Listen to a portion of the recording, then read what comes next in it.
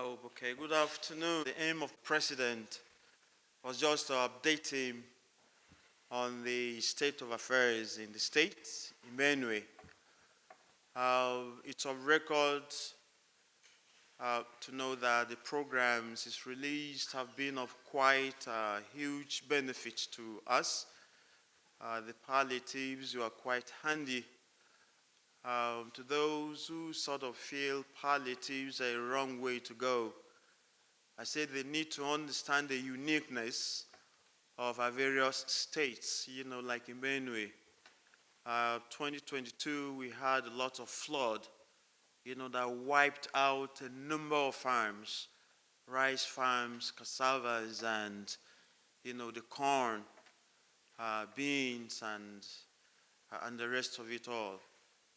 So for supplementing this to the farmers and the market women and the school children, meant so much for us. It geared us up, to be quite warmed up to do the best we can on the farms. And then inputs were also supplied, that's part of it. And you can never go wrong on that. So I always try to let people understand that even in distributing of the palliatives, there are short terms, then the long term, and the medium term. So it depends on where you place your priority. But to discount palliatives, then it's not right at all because we have different uniqueness of our states. So that has been very, very helpful. Insecurity in the past was something of trouble, but we are pleased to know that so much work has been done and relative peace is returned to the state, and we continue to do the work.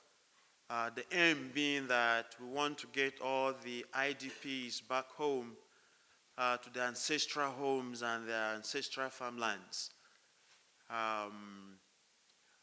Before May 29th, it was even very impossible for the IDPs to get back to their ancestral places, even to farm. But this current season, they were able to go back and do this. However, we still have skirmishes of it. All the other security apparatuses are on it, and they're helping so much. So it remains a firm hope and resolution that we get them back to the ancestral homes. And we cannot thank the federal government enough for assisting us by all ramifications for us to be able to achieve this. And since we came in, I know that Benue State on record has the deaths of over 359 billion naira, being pensions and gratuities, salaries and arrears, as well as the debts ranging from the foreign and then the domestics. What we're trying to do is to see how we can renegotiate these, then to get back on a better perspective, and then to forge ahead with the development of the state. We celebrated our 100 days, in a very grand style. Farmers had farm inputs. We also assisted parents to take care of some tuition of their children.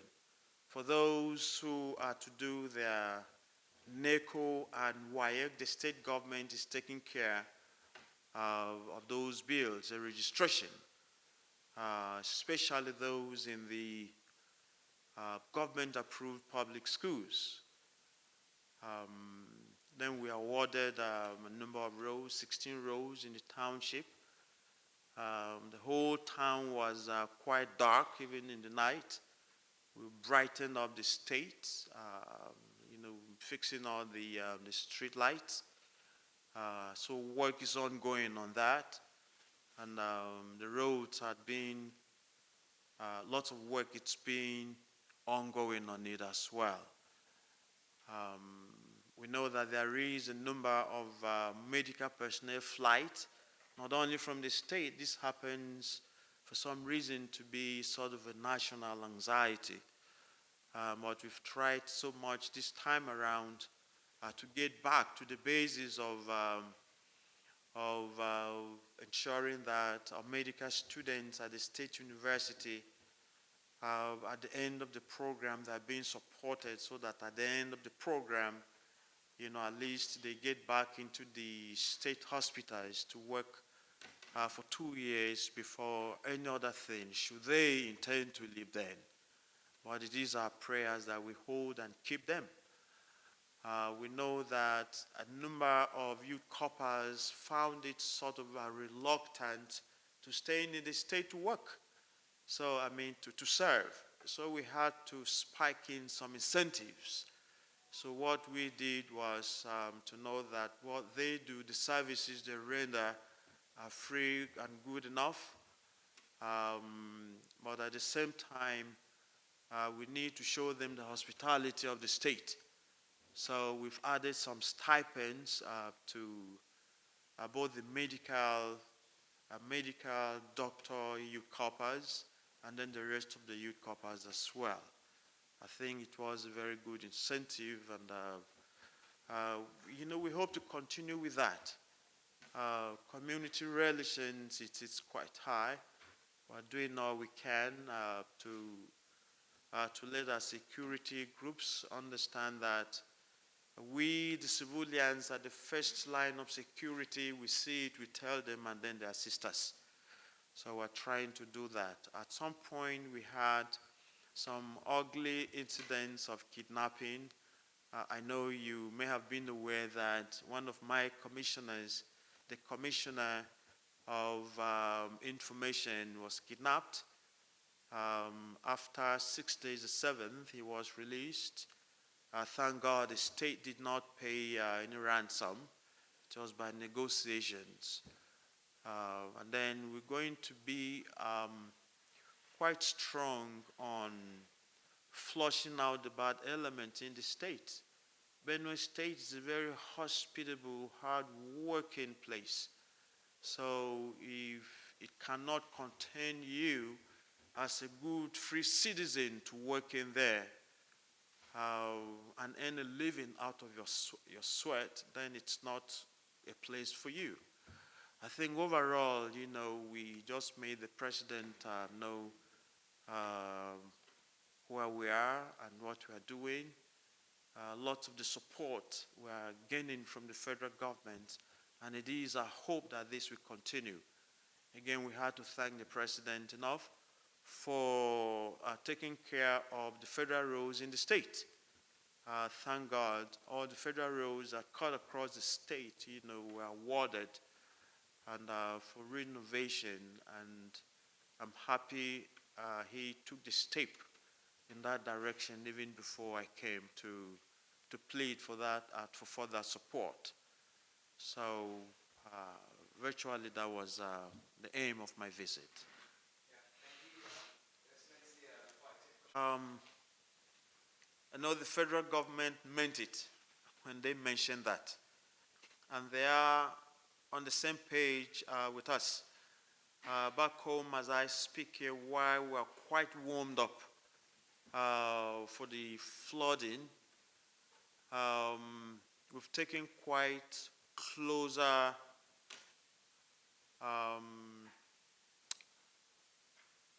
working watch on our IDPs. They are aware that the federal government made a pledge in support for them. Remember, the main aim here is to help them to get back to their ancestral places. And to the best of my knowledge, the federal government has not turned back on that statement.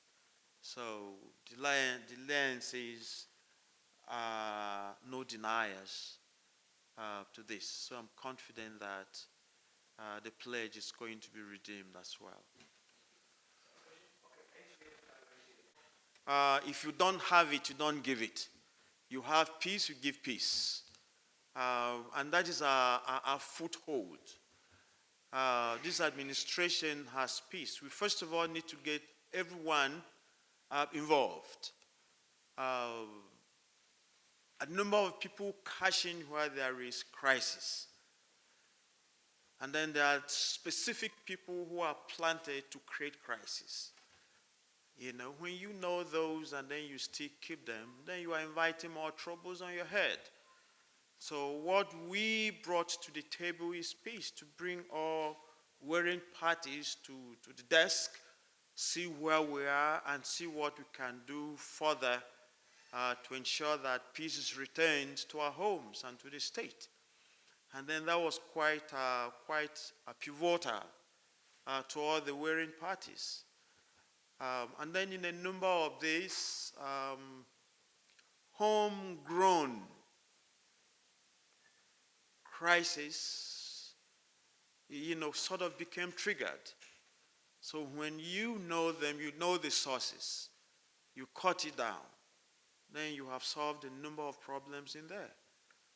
However, remember, there are still people out there who want known peace.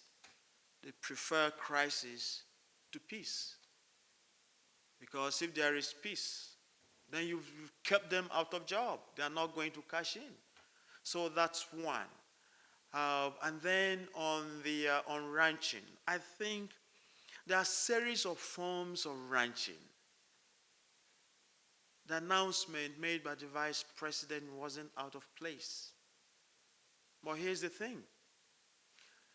Even if walls are not built for this, one other fine form of ranching would be to supply fodder for the cattle.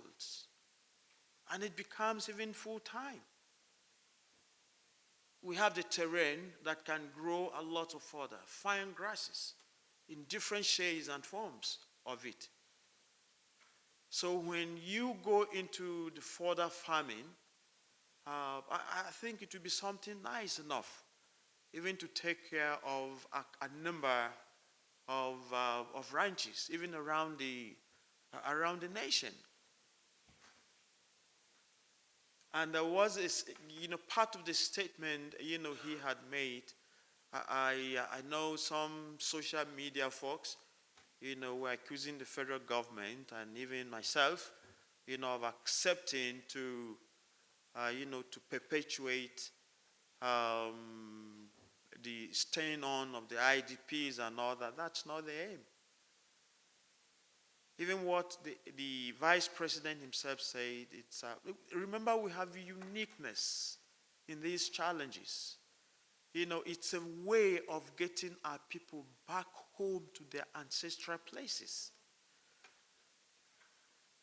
And what is wrong about getting them back home? That's nothing. So when they say that, I think rather we should try to cash in on farming the food, which is the fodder, for the cattle. So I feel that a lot of businesses will even just spring up in Benue as well. So if only people would start putting a spin on mere statements that are made, I think it would help a lot of matters.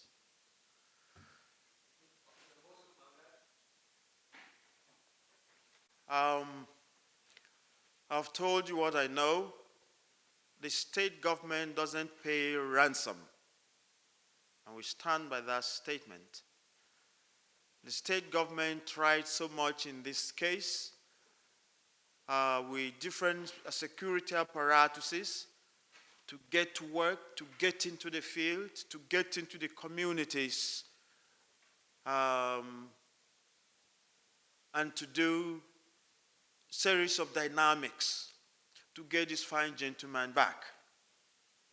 And that was the exact thing we did. So if you heard, thank God you said you heard, so you don't even know. So when you know, you have an authority over whatever thing you heard. So I've spoken what I know, and this is why authoritatively I'm relating to you that we were able to get this fine gentleman back home, and we even issued a very strong statement. If you are a bad egg in the state, leave. Just leave on your own, because this is a season for peace and nothing less is being requested by our people. Um, the other question you asked is about how we've been able to, okay, to take care of the backlog. For now, we have established the continued payment of salaries each month.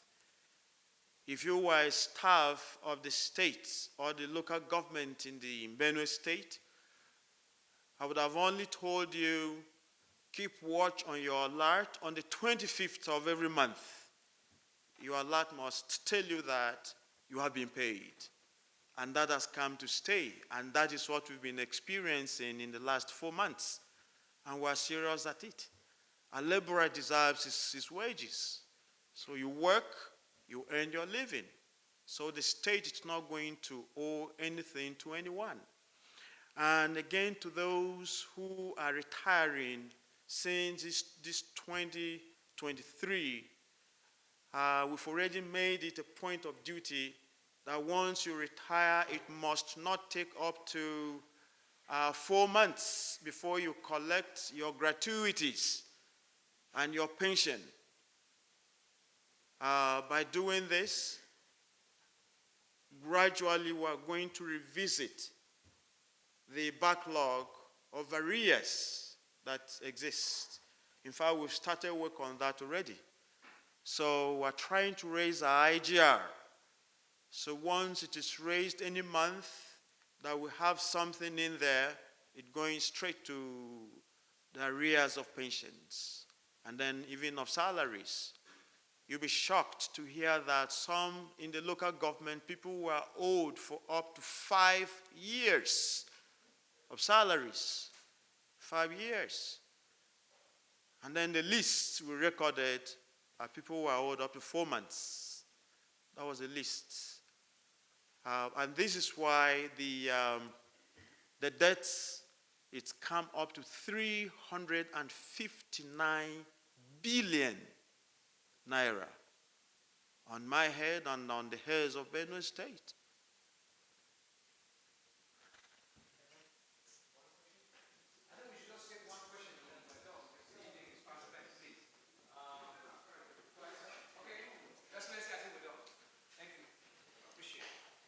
Well, gentlemen, thank you so very much. Don't wait till I come here for you to ask your questions. Send them to Benue State or come visit Benue State. Thank you very much, guys.